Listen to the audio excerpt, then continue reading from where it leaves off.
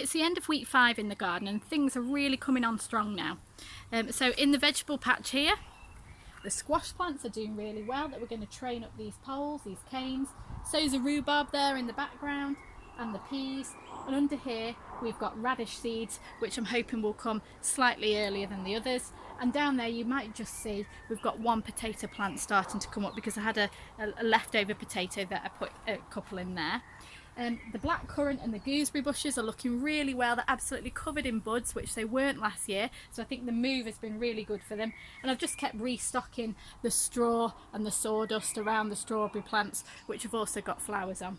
Now, we've had a bit of a mishap in the potato bed, so the potatoes I hope are doing well. We haven't seen them shoot yet, but I did dig them in quite deep and it is quite shaded here, so it's usual for them not to see leaves just yet.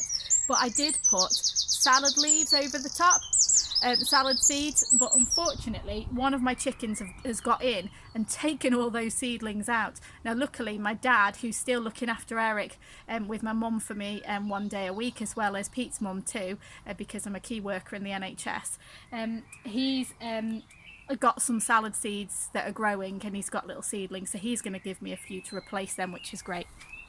So this part of the garden is really coming together. So if I just go through into the what we call nicer part of the garden.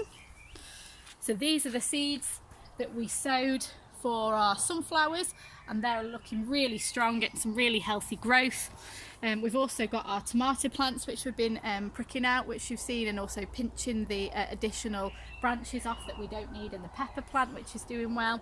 We've finally dug over all of this border. Can you see that all right? It's hard for me to see because of the sun.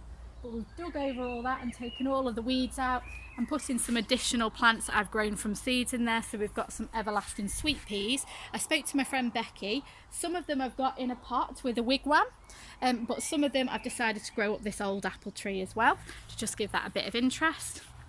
We've got some sweet woodruff now growing in this border, which will hopefully spread and eradicate those weeds coming back. As I've said in a previous video, we want to bury this steel tank into the water and create quite a serene looking pond. Over here, the geraniums, which I moved, if you remember, they were all clumped up and weeded, so I've separated them and they're already starting to flower. The pond's looking good. I've got a lily pad that's actually come up now in the pond, which we didn't get last year because it was so sort of filled up with all rubbish, so that's looking really a lot better.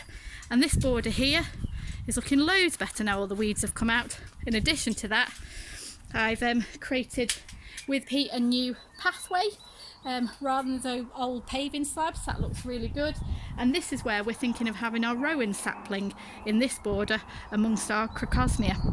I've got some seeds coming also in these hanging baskets, and I've also got some seeds coming in the wellies by the door.